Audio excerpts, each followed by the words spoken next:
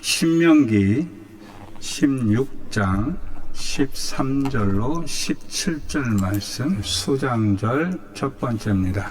이 수장절이란 단어는 초막절이라고도 하고 추수감사절이라고도 하죠. 그러니까 수장절, 칠칠절, 감사절, 이게 세 가지가 같은 말이에요. 이제 상황 따라서 이렇게 쓰여지는 거고, 그때 당시에 이제 그 역사에 따라서 쓰여지는 단어만 다를 뿐이지 똑같은 겁니다. 신명기 16장에는 뭐라고 되어 있냐면 16절에 보면 무교절, 칠칠절, 초막절 이렇게 되어 있죠. 그래서 초막절이라고 되어 있죠. 이 초막절이 감사절입니다. 추수감사절. 그 초막절은 텐트를 치고 광야에서 살면서 광야 시절을 추억하는 개념입니다. 애굽에서 구원했잖아요. 애굽에서 구원받아서 광야로 나왔기 때문에 광야로 온 것이 고생이라는 개념이 아니고요. 애굽에서 구원받았다라는 감사의 의미를 갖고 있습니다. 그러니까 텐트 치고 초막절을 친다는 것은 억압에서 자유를 찾았다라는 감사의 개념을 갖고 있어요. 우리는 광야 하면은 무슨 생각을 하냐면은 고생 이런 생각을 많이 하는데 사실은 광야는 고생한 곳이 아니에요. 제가 전에도 한번 얘기했는데 우리가 인생을 살면서 이스라엘 민족들이 살아가면서 가장 행복했던 때가 저는 솔직히 광야 시절이라고 생각해. 왜냐하면 광야 시절은 농사도 안 지어요. 노동도 안 해요. 오직 하는 것은 구름기둥 따라서 가기만 하면 돼요. 그러면 매일매일 만나를 하나님이 주셨죠. 근데 뭐가 물론 사람이라는 게 정착되어서 그런 것이 있어야 된다고 하는데 저도 이렇게 집을 떠나서 대학 시절부터 쭉 이렇게 살아보니까 광야 시절도 오래 살다 보면 그냥 둔감해져요. 그게 또 어쩌다 막 집안에 평안히 있다가 어쩌다 한 번 하면 고생인데 늘 살다 보면 그게 별로 고생이라는 생각이 안 되고 그냥 또 살다가 몇 년 있다가 또 이사 가게 되면 또 가는구나. 심지어는 몇 개월 살다가 간 적도 있잖아, 이사를. 그럼 가는가 보다. 이러니까 그런 것에 대해서 이렇게 고생을 생각을 안 했던 거죠. 그래서 이 광야라는 것을 어떻게 바라보냐는 관점을 있는데 사실은 초막절인 개념은 이런 개념입니다. 그러니까 아까도 그렇지 애굽에서 억압돼서 종살이 하던 시절을 벗어나서 이젠 광야라는 자유 땅으로 가는 이 기대와 희망을 가지고 가는 곳이기 때문에 감사의 마음을 가졌다는 거죠. 그게 바로 초막절이고요. 수장절은 이제 같은 감사인데 1년 동안 농사를 지어서 이 결실물을 하나님의 도우심으로 얻었다라는 개념을 갖고 우리 지금 추수감사절에 어쩌면 가까운 그런 내용 똑같은 건데 하나님이 1년 동안 농사지은 그 결실물을 거둘 수 있도록 도와주신 것에 대해서 감사하고 인정하는 것, 그게 바로 수장절입니다. 감사라는 개념에서는 똑같아요. 수장절, 칠칠절, 추수감사절. 그래서 이 절기를 우리가 항상 기억해야 되는데 이 수장절이라는 것이 여러분 추수감사라는 거, 1년 농사에 감사라는 거, 이게 한순간에 뚝딱 만들어지는 거 아니잖아요. 가나안 땅이라는 그곳에 정착하는 것이 최대의 은혜요, 감사인데, 그 가나안 땅, 약속의 땅으로 가기 위해서 거쳐야 되는 과정들이 있어야 가나안 땅에 들어가잖아요. 우리가 성공이라는 걸 이루기 위해서는 어느 날 갑자기 뚝딱 성공이 되는 게 아니잖아요. 여러 과정들을 거쳐서. 그래서 오늘 16절 보면은 새 절기를 얘기하는데 무교절, 칠칠절, 초막절을 얘기하고 있는데 이 세 가지 절기를 반드시 지키라고 얘기하는 거예요. 거기 보면 16절에 모든 남자는 1년에 3차 곧 무교절, 칠칠절, 초막절. 모든 남자만 지키면 되느냐? 이제 이렇게 얘기하는 사람이 있어요. 근데 이제 이거는 그 시대적 상황이에요. 우리가 잘 알듯이 그 시대는 숫자를 계산하고 모든 것을 이렇게 사람을 명명할 때 남자만 명명을 했잖아요. 출애굽에서 나온 인원이 얼마냐 할 때 장정만 60만 이렇게 얘기하잖아요. 여자와 아이들은 포함 안 시켜서 숫자를 계산 안 하잖아요. 그 시대적 상황입니다. 우리나라도 옛날에는 그랬잖아요. 그렇죠? 그런 것처럼 여기서 모든 남자 이렇게 하면 여자는 빼고 아이들은 빼고 이런 개념이 아니고요. 모든 남자 한다. 이거는 대표적으로 모든 사람 이거가 똑같은 거예요. 아담 하면은 모든 사람 이렇게 포함이 되는 것처럼 똑같은 개념을 갖고 얘기를 하셔야 됩니다. 모든 사람은 1년에 3차의 절기를 반드시 지켜야 되는데 며칠 동안? 7일 동안. 7일 동안이라는 개념은 이 7자는 이스라엘의 완벽의 숫자죠. 완벽의 숫자. 모든 정성을 다해서 완벽하게, 완전하게, 온전하게 드리라는 것입니다. 그래서 이 수장절이라는 절기가 온전하게 꽃이 피고 완전한 감사를 이루려면 무교절, 칠칠절이 같이 이루어져야 돼요. 이 유교절, 칠칠절, 초막절 이렇게 얘기하는데 칠칠절은 신약에서는 어떤 절기로 얘기를 하냐면 오순절입니다. 자, 그러면 이제 다시 한번 정리를 할게요. 우리가 하나님 안에서 온전한 은혜를 감사를 이루기 위해서는 세 단계가 있고 세 절기로 정리가 된다.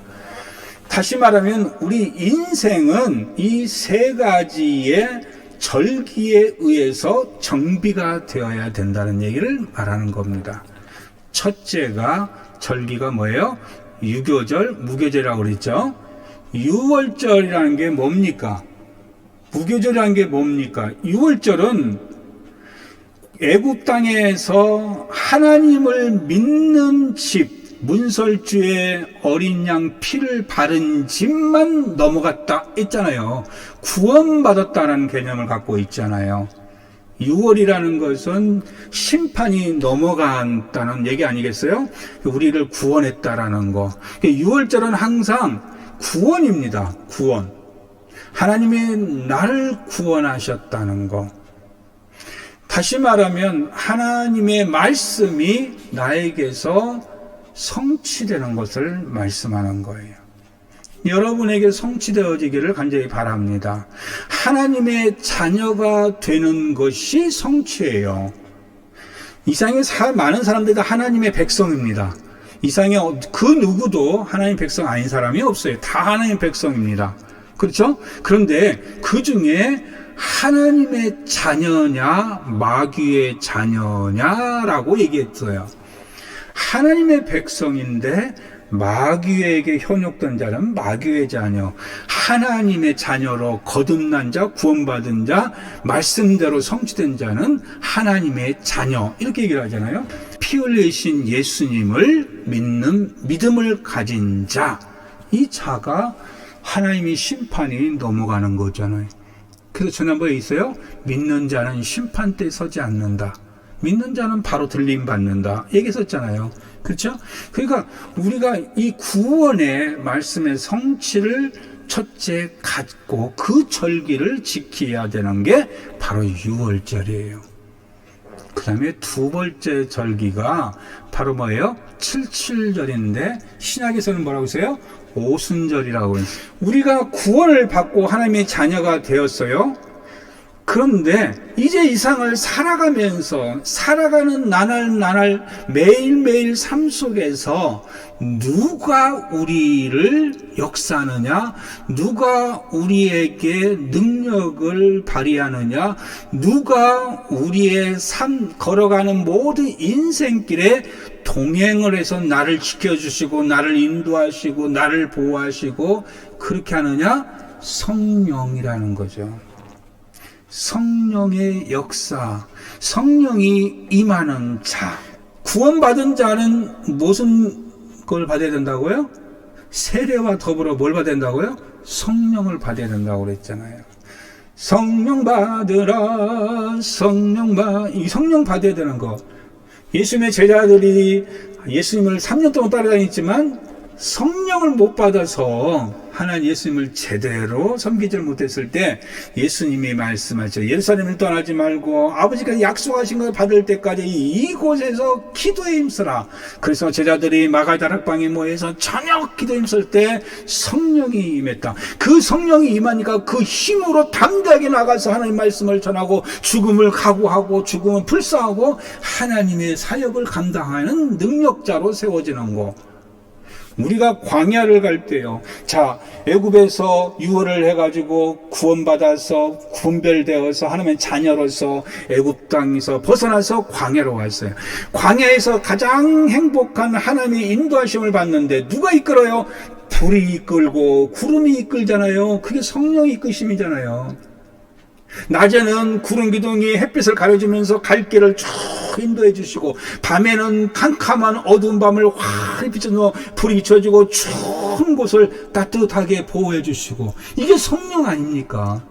구약시대는 그렇게 성령이 역사했다면 신약에는 마가다락방 성령의 역사가 우리에게 나타나는 거, 그것을 지키라는 거예요. 그게 칠칠절이고 오순절이에요.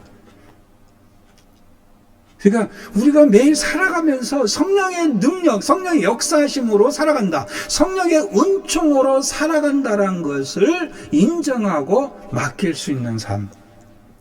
이게 바로 칠칠절, 오순절을 살아가는 거죠.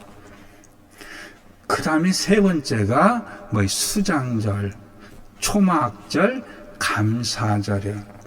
여러분에게 질문하고 싶은 게 뭐냐면 이 세상을 살아가는데 여러분 뒤에 힘의 배경이 있다고 믿으십니까? 믿으시면 아멘? 나는 내 뒤에 힘의 배경이 있음을 늘 믿습니다. 그러니까 무슨 일을 해도 감사하죠. 두려움 없어? 염려 없어요? 걱정, 근심이 없어요? 내가 하는 일은 잘 돼도 감사, 못 돼도 감사. 아멘? 왜? 힘의 배경이 그 모든 것을 좌지우지하고 지켜주시고 보호하시고 인도하시고 막아주시고 하실 거니까. 그러니까 감사한 거죠. 오늘 내가 100만 원을 벌건 1억을 벌건 100만 원을 벌어도 하나님이 내게 적절하게 필요한 만큼 주신 거고 1억을 벌면은 1억을 벌 만큼 벌어서 이것을 또 하나님이 무엇인가 하시라고 주신 거니까 감사. 아멘? 가지면 가질수록 누가복음에서 있잖아요. 나눠서 평균케 하라. 무슨 얘기야? 가진 사람이 독점하라는 얘기가 아니잖아요. 가진 자가 나눠서 전부 다 같이 평균케 해서 함께 하나님 은혜 속에서 감사를 드리고 은혜를 누리라. 그 얘기 아닙니까? 그렇죠? 사람에겐 다 능력 차이가 있으니까 어떤 사람은 50만 원밖에 못 번 사람, 어떤 사람 100만 원 번 사람, 어떤 사람은 1000만 원 번 사람 있잖아요. 달란트 비들으면 한 달러도 두 달란트 다 5달러가 있듯이 사람의 능력이 있어요. 다. 예수님의 제자가 12명, 13명이라고 해도 그 사람들이 다 똑같이 능력을 발휘했냐? 아니잖아요. 사도 바울의 능력에 비해서 이름도 없이 빛도 없이 사라진 제자들도 있잖아요. 그 13명의 제자 속에서 다 차이가 있는데 그 차이라는 게 세상에서의 차이가 아니에요. 하나님의 맡겨준 분량이란 말입니다. 그걸 서로 나눠서 평균케 하는 거죠. 그걸 감사할 수 있는 거. 우리의 삶의 뒤에 배경이 있다라고 믿는 감사. 그럼 이 매일매일 삶이 축제가 될까요? 낭망이 될까요? 축제가 되지 않겠어요? 감사할 수 있어요. 뭐 지금 조금 안 풀린다고 해서 두려워하고 염려하고 좌절할 거 없어요. 네? 지금 잘 나간다고 교만될 거 없어요. 힘의 뒤에 힘의 배경이 다 좌지우지하기 때문에 교만 뜨면 금방 뺏어가고요. 낙심하면 있는 것도 제대로 활용 못하게끔 그리고 좌절하잖아요. 이런 것들을 감사할 수 있는 마음. 결론은 우리의 그 뒤에 있는 배경이 우리를 마지막에 어디로 데리고 가셔요? 구원이라는 하나님의 땅, 낙원, 천국으로 인도하실 것을 믿잖아요. 그리고 얼마나 감사해요. 시작을 구원이라는 유월을 할 수 있게끔 유월이라는 시작을 주셨고, 살아가는 나날 동안 광야 속에서 늘 성령이 우리를 역사하시고, 마지막에 모든 것을 잘 정리할 수 있는 뒷배경이 우리에게 있으니 뭘 우리가 감사하지 못할 리가 뭐 있어요. 그래서 이 세 절기를 지금 얘기하고 있는 거예요. 그것을 반드시 지키라는 거죠. 광야에 있는 동안에 우리가 믿음이 있어야 광야를 이겨낼 수 있지 않을까요? 우리가 인생을 살아가는 데 믿음이 있어야 이 인생을 살아가지 않을까요? 모든 과정은 다 이유가 있잖아요. 잘 살든 못 살든, 장관을 살든 대통령을 살든, 저처럼 목사로 살든 선교사로 살든 어떤 인생이든 다 이유가 있는 거 아니겠어요? 그 이유에 은혜라는 것이, 하나님의 축복이라는 것이 함께하는 이유가 된다면 그건 기쁨 아니에요? 그게 감사 아니에요? 근데 우리가 살아가는 우리의 인생의 그 이유 속에 하나님이 동행하지 않는다? 외로울 것 같고 막막할 것 같아요. 우리는 6월절과 그 다음에 77절, 이 초막절을 반드시 한 가지로 정리해서 살아야 된다는 거죠. 이스라엘 백성들은요, 내년이라는 그 개념이 없습니다. 이스라엘 백성들은 내년이라는 개념이 없어요. 항상 6월절로 시작해서 그 다음에 77절을 지나고 마무리를 초막절로 하고 인생이 끝났다고 생각을 해요.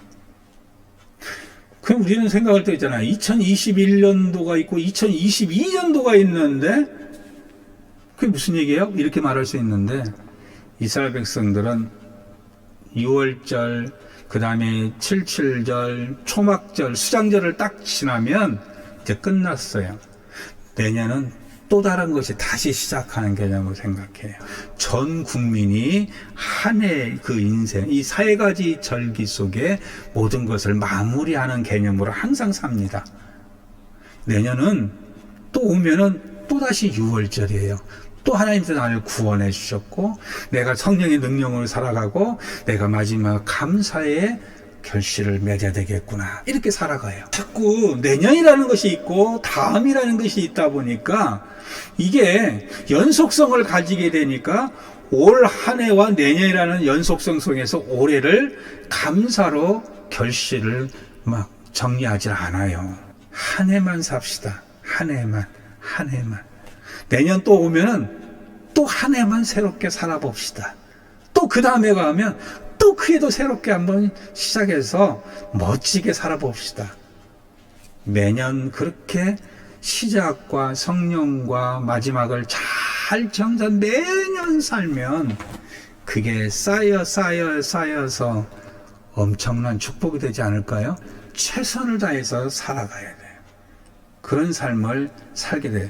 인간은 시간이라는 개념이 있기 때문에 그 시간이라는 개념을 자꾸 인간의 긴 선에서 정리하려고 해요. 그래서 우리는 늘 얘기합니까? 뭐라고 해요? 몇 살이세요? 라고 물어봐요. 나이를 자꾸 물어봐요. 왜냐하면 인생의 긴 시간 속에서 우리를 정리하다 보니까 20대 때는 어떻게 살았나, 30대 때는, 40대 때는, 50대, 이렇게 얘기를 해요, 우리는. 그런데, 우리 인생이 그렇게 긴 시간으로 정리한들, 오래 살면 복입니까? 죄송합니다. 다른 종교에서 장수가 복이다, 이런 얘기 하는데, 정말 복일까요? 솔직히 오래 살면 오래 살수록 고생만 많은 거 아닌가요? 고생만 많이 겪는 거 아니에요? 시편 90편 한번 볼까요? 7절에서 12절 말씀까지. 우리는 주의 노에 소멸되며 주의 분내심에 놀라나이다. 주께서 우리의 죄악을 주 앞에 놓으시며 우리의 은밀한 죄를 주의 얼굴 빛 가운데 주셨사오니 우리의 모든 날이 주의 분노 중에 지나가며 우리의 평생이 순식간에 다하였나이다. 우리의 연수가 70이요 강건하면 80이라도 그 연수의 자랑은 수고와 슬픔뿐이요 신속히 가니 우리가 날아가나이다. 누가 주의 노여움의 능력을 알며 누가 주의 진노의 두려움을 알리이까? 우리에게 우리날 계수함을 가르치사 지혜로운 마음을 얻게 하소서. 아멘. 자, 우리의 평생이 일시간에 순식간에 지나간다고 했어요. 우리의 연수가 70이요 강건하면 80인데 그 70, 80 살았던 자랑이 뭐예요? 오래 살아서 자랑할 것은요, 수고 많이 했어요, 고생 많이 했어요, 슬픔 많이 겪었겠네요, 인생 파란만장하게 사셨겠네요. 우리가 사실 인생 오래 살아서 그렇게 자랑할 게 많지 않아요. 고생만. 어르신들 가끔 그랬죠. 내가 오래 살다 보니까 고생만 죽도록 했다라고 하는데 사실 그렇지 않나요? 그렇다고 짧게 살아라 그런 얘기는 아니에요. 제가 말하는 내용을 잘 이해를 하셔야 되는데, 오래 사는 것이 잘못되고 짧게 사는 게 그게 아니라요, 한 해 한 해를 살더라도 은혜로 감사로 살아가고 있냐는 거예요. 우리날 계수함을 아는 지혜의 마음을 얻게 하셔서 그랬어요. 우리날 계수함, 우리 인생을 한 해 한 해 계산하고 한 해 한 해 우리가 파악하는 것을 아는 지혜로운 마음을 알게 해달라는 거예요. 70, 80을 살았는데 내가 행복한 날은 한 10년밖에 안 되고 고생한 게 60년, 70년 된 그 인생이 그렇게 좋은 인생은 아니잖아요. 매일매일 살아감 속에서 우리 안에 뭐가 있어요? 기쁨이 있어야 되고, 항상 즐거움이 있어야 되고, 감사가 있어야 돼요. 시간의 오랜 양이 아니라 시간을 어떻게 질적으로 살았느냐라는 것을 말하는 거죠. 사람들은 이 마지막을 굉장히 싫어합니다. 마지막 온다 그러면 기피하죠. 그래서 우리는 뭐냐면 좀 길게 살기를 바라요. 오래 살기를 바라요. 근데 인생에 얼마나 오래 사느냐가 중요합니까? 오래 살면 살수록 아까 그랬잖아요. 수고와 슬픔뿐이다. 이스라엘 백성들은요, 그렇게 오래 사는 것보다도 그것은 이제 살아보면 사라질 수 있겠죠. 그런데 그곳에 대해서 역점을 두지 않고요, 그런 인생의 시간에 역점을 두는 게 아니라 매일매일 한 해 한 해 우리가 질적으로 은혜로 감사로 살도록 그런 질적인 시간에 매우 노력을 했다는 거죠. 얼마나 오래 살았느냐보다도 얼마나 복되게 살았느냐가 더 중요한 거 아니겠냐는 거죠. 그래서 우리가 오늘 드리는 우리가 이 예배가 비록 짧은 시간, 1시간에 불과하지만 이곳에서 성령의 역사, 구원의 역사, 하나님의 은혜, 하나님의 성취, 하나님의 도우심의 모든 것이 있다면 이 1시간은 하루 종일 다른 일 하는 것보다 얼마나 값지냐는 거죠. 그래서 저는 우리가 하나님의 절기를 지나면서 우리가 가져야 될 자세 중에 첫 번째가 뭐냐면 시간에 집중하라는 거예요. 시간에.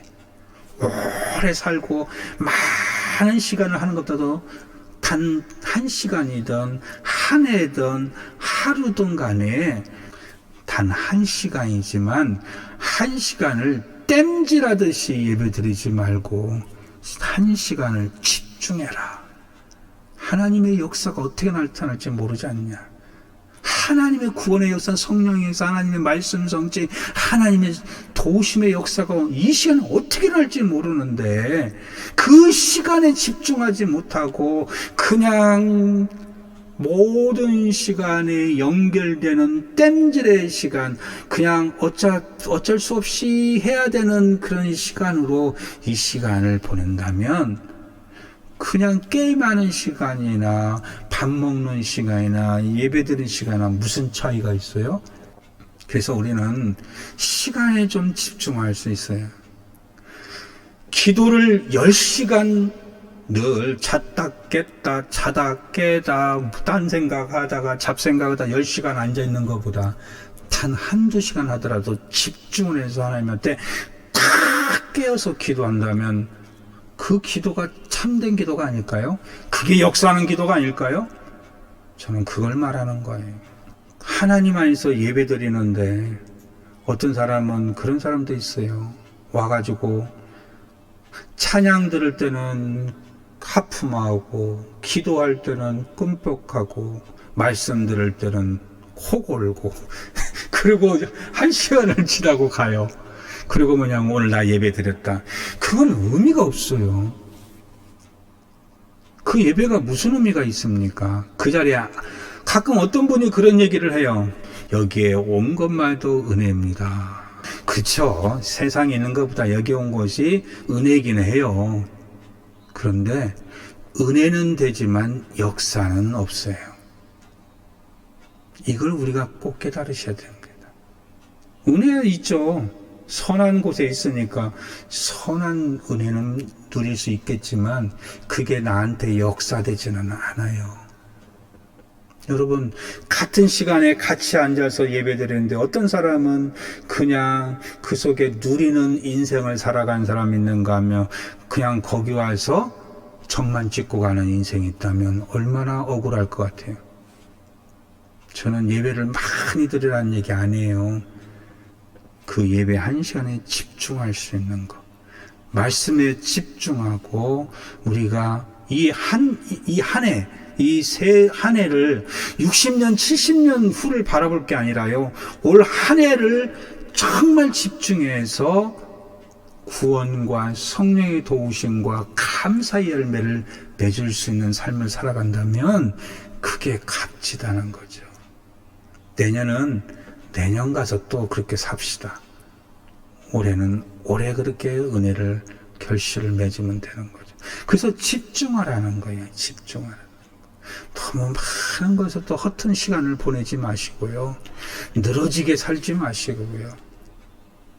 그래서 하나님이 우리에게 오시는 오늘 말씀, 이 세 가지를 절기를 잘 지는데 제가 왜 그 집중하라는 말하냐면, 자, 말씀을 잘 보시면